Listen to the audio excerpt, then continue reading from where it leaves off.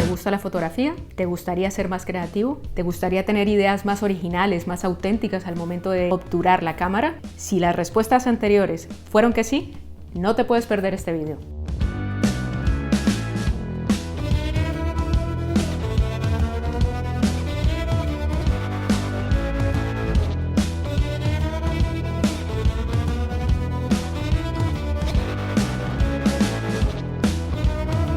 Te voy a dar 5 tips para aprender a mirar fotográficamente. Esto te va a ayudar no solamente a hacer mejores fotos, sino a tener una conciencia más plena. Digamos que también este video se había podido llamar fotografía y mindfulness, porque se trata de que desarrolles la atención plena al momento de obturar. Puede ser con tu cámara reflex o compacta o puede ser con el propio móvil o celular. Así que quédate hasta el final para aprender estos 5 tips, estas 5 claves muy fáciles que puedes comenzar a practicar desde el minuto 0. Si te interesan los temas de la fotografía y el desarrollo personal, tienes aquí un video en el que explico también con 5 tips muy facilitos cómo puedes encajar la fotografía con el desarrollo personal. Entra a video.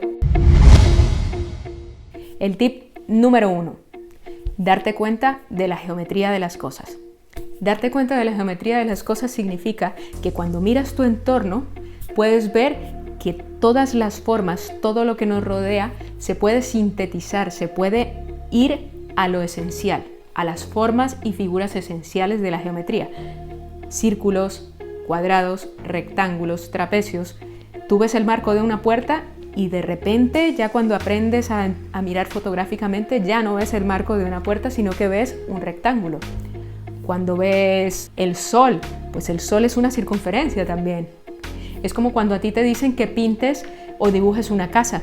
Te vas a esas figuras esenciales. Pintas un rectángulo, luego le pintas un triángulo y ya haces una casita. Entonces, eso es lo que tienes que intentar la próxima vez que salgas a hacer fotos. Busca esas figuras esenciales en lo que te rodea. Círculos, cuadrados, rectángulos, triángulos, etc. Cuando ves las calles, si creas un punto de fuga, pues ya ves 2 líneas que se encuentran al final. Y esto es súper importante. Recuerda que la fotografía es un arte en 2D, en 2 dimensiones. Entonces, a través de la geometría y la perspectiva, puedes crear esa sensación de profundidad. Aquí puedes ver algunos ejemplos de cómo las figuras geométricas se convierten en protagonistas de la foto.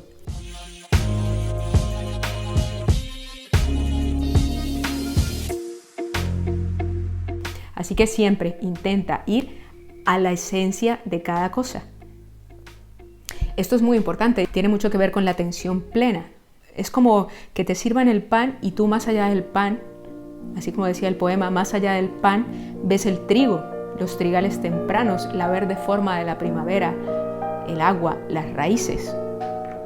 Y así todo lo pruebo buscándote en todo. Ese es un poema de Pablo Neruda, así que no viene a cuento.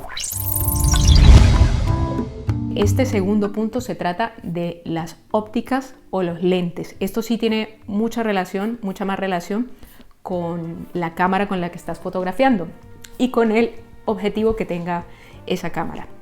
Existen muchos tipos de objetivos. En síntesis, las fotografías en gran angular tienden a expandir las formas, a curvar las líneas, y eso hace que lo que esté más próximo al objetivo, lo que esté más cerca de la cámara, se agrande, se deforme un poco las líneas.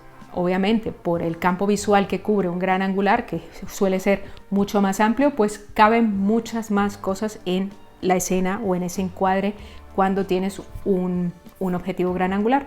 Como el ojo no ve como la cámara, tienes que decidir si una fotografía la vas a hacer con un teleobjetivo o si una fotografía la vas a hacer con un objetivo gran angular u otro tipo de objetivos. Los móviles hoy en día traen mínimo 2 o 3 cámaras incorporadas y esas cámaras lo que traen son diferentes tipos de objetivos incorporados. Entonces algunas son más de tipo gran angular, donde vas a ver que vas a abarcar más porción del espacio en el encuadre, y en los teleobjetivos vas a ver que vas a concentrar un poco el encuadre. Cuando utilizas el zoom, pues obviamente atraes lo que esté lejano y lo pones en un plano más cercano. Los teleobjetivos, aparte de acercar lo que visualmente está lejos de ti por distancia, lo que producen es una reducción de la perspectiva. Es decir, vas a notar que cuando haces fotos con un teleobjetivo, las distancias entre los elementos son más cortas. Y esto, creativamente, lo puedes utilizar porque puedes dar la apariencia de que algo está más cerca, de que los objetos o los elementos están más apiñados, más cerquita uno de otro. Y entonces hace que se reduzca la perspectiva y se compacte la imagen. Esto es muy interesante para crear ciertas relaciones entre el sujeto y el fondo. Si quieres saber lo que es la relación entre el sujeto y el fondo, te recomiendo que veas este video de fotografía y desarrollo personal. Los gran angulares te van a servir para hacer fotos no solamente de espacios muy amplios, ya que vas a tener una porción del encuadre bastante grande, es decir, te van a caber muchas cosas, pero además te van a servir, si te acercas al elemento, te van a servir para modificar las formas, para agrandarlas, para distorsionar las líneas y las figuras. Por eso se dice que los objetivos de tipo gran angular no son los más apropiados para hacer los retratos, porque digamos que van a modificar las formas de la figura humana. Aprender a mirar fotográficamente haciendo uso de tus objetivos o de las cámaras que tenga tu móvil implica que entiendas que la cámara no ve como el ojo y que cada uno de los objetivos que utilices va a modificar no solamente lo que cabe en el encuadre. Si en el gran angular caben más cosas, pues en un teleobjetivo van a caber menos elementos, ¿no? Pero no se trata solamente de la porción de encuadre que ocupa, se trata de la perspectiva, se trata de las formas, de cómo se distorsionan y de muchos otros elementos como los que hemos hablado anteriormente. Así que pon a prueba tus objetivos, tanto gran angular como teleobjetivo, para aprender a mirar fotográficamente. Y recuerda que el ojo no ve como la cámara. El tip número 3 del que vamos a hablar para aprender a mirar fotográficamente es el color. El color es muy importante porque no solamente nos da información de los elementos, sino que además el color tiene unas implicaciones psicológicas y a nivel de percepción que trabajan a un nivel muy inconsciente. Entonces, cuando vemos diferentes elementos de diferentes colores, cada uno de esos colores tenemos que aprender que tienen un sentido, que nos mueven algo a nivel inconsciente. Entonces vamos a hablar de los tonos cálidos y vamos a hablar de los tonos fríos. Obviamente los tonos cálidos, como yo creo que ya todos lo sabemos, pues son los que van en las gamas de los amarillos, de los naranjas, de los verdes más fosforito, y los tonos fríos son los que parten del azul, del magenta. Existen muchos aspectos asociados a la psicología del color. Vamos a ver algunos pocos de esos elementos asociados a la psicología del color y específicamente con fotos. La próxima vez que vayas a crear tus fotografías, puedes pensar en crear a partir del color, a escoger tu paleta de color, de tonos cálidos o de tonos fríos, de tonos saturados o sin saturar.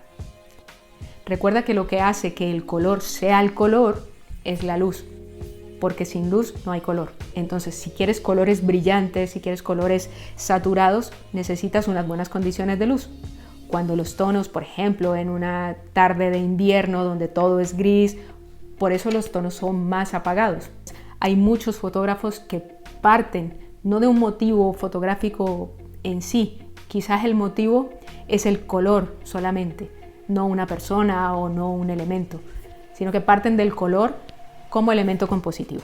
La publicidad tiene este tema muy trabajado, por eso cuando vas a un sitio de comidas rápidas, todo tiene unos tonos amarillos o rojos, porque son tonos estimulantes. En cambio, cuando hablas de algo más corporativo o algo más empresarial, siempre los logotipos y la imagen corporativa siempre tiende a ser en la gama de los azules, de tonos más fríos, ¿no? Como más serios, más asentados. Cuando hablas, por ejemplo, de temas de salud, generalmente siempre son los verdes. Los colores pueden ser saturados o sin saturación, pueden ser complementarios o que generen contraste. Existen muchísimos elementos psicológicos asociados al color. Veremos someramente algunos de ellos. El rojo tiene una poderosa acción estimulante sobre el estado de ánimo del ser humano. En áreas muy extensas puede ser opresivo e irritante. Usado de forma adecuada, tiende a dar vida y alegría a las superficies, causando la sensación de aumento de volumen y de temperatura de los ambientes. El verde tiene un efecto calmante y relajante. Usado en exceso, torna a los ambientes monótonos. Físicamente causa la impresión de liviano y distante. El azul También tiene un efecto calmante y es utilizado en ambientes para reposar. Si las áreas son muy extensas, tornan los ambientes más fríos y vacíos. Físicamente, causa la ilusión que los ambientes son frescos y da sensación de distante. El amarillo estimula el sistema nervioso central e induce a la jovialidad. Por ser un color de alta luminosidad, es usado con ventaja en ambientes con poca luz y también para las señalizaciones. Físicamente causa la sensación de aumento de temperatura y de volumen de los ambientes. El naranja, usado en pequeñas áreas, es estimulante y provoca bienestar alegrando los ambientes. Usado en exceso, se torna irritante. La sensación física que causa es el aumento de temperatura y volumen de los ambientes. El blanco es estimulante y alegre, aclara los ambientes. Usado en exceso, provoca la sensación de cansancio a la vista. Físicamente, da la ilusión de aumento de volumen de los ambientes. El negro es un color que normalmente se usa en combinaciones con otros colores. Físicamente, usado solo, da la sensación de aumento de temperatura y opresión y disminución del volumen de los ambientes. Bueno, y este cuarto elemento se podría denominar el principio de proximidad. Y el principio de proximidad es un concepto, digámoslo así, que ha sido estudiado por la Gestalt, que fue la encargada, digamos, de desarrollar teorías de cómo se comporta la percepción humana. Lo que plantea es que el cerebro establece conexiones entre los elementos que están próximos unos a otros.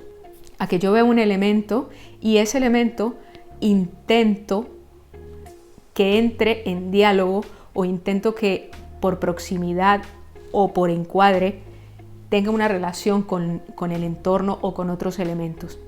Entonces el principio de proximidad lo que establece es que lo que haya en el encuadre, los elementos que hayan en el encuadre que estén próximos unos a otros, nuestro cerebro les va a dar como una sensación de unidad. Así que dentro de nuestras fotografías, nosotros a través del uso de la focal, por ejemplo de los teleobjetivos, podemos establecer relaciones entre elementos que aparentemente estén o lejanos o no tengan relación unos con otros. Y vamos a ver con estos ejemplos cómo funciona el principio de proximidad en fotografía y cómo puede ayudarte a crear fotos mucho más originales y más creativas.